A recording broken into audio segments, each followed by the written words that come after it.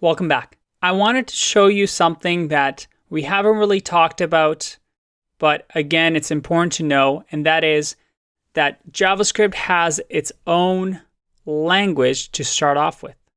And these are called keywords.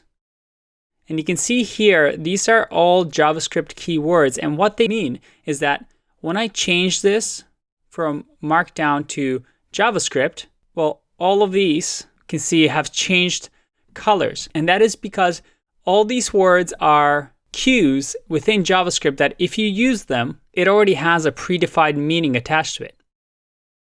So for example, if we open up the browser and I do variable 4 equals 7, I'll get a syntax error because, well, 4 is used for loop. I can't do var equals 8 because, well, var already means something in JavaScript.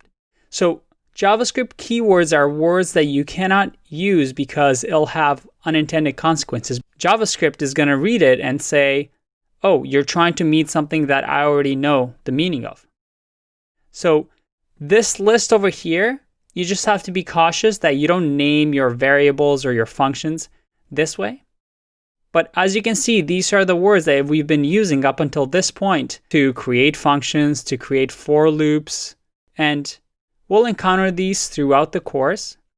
But I wanted to leave this for you in the next section so that you'll have it as a reference. I also want to show you what we've learned so far. And I'm going to change this back to Markdown so it's a little bit cleaner. Look at all this stuff we've done. We've done looping. We've learned about data structures. We've learned about functions, logical operators, conditionals, variables, comparisons, and types. And there's still a few things that are grayed out here, but we've learned 80% of what's really, really important in JavaScript. These other ones we'll get to in the advanced section, but what we've learned up until now is something that all computer programs have. Once you learn this, if you wanted to learn a new language, there's small minor differences, but they all have types, they all have conditionals, they all have loops. So once you master one programming language, you can move on to others a lot faster than your first one. So use that as motivation to go through all these things that we've learned, because in the next few sections, we're going to learn even more. We've gotten a lot covered. I'm really proud of you making it this far. Can't wait to see you in the next video. Bye-bye.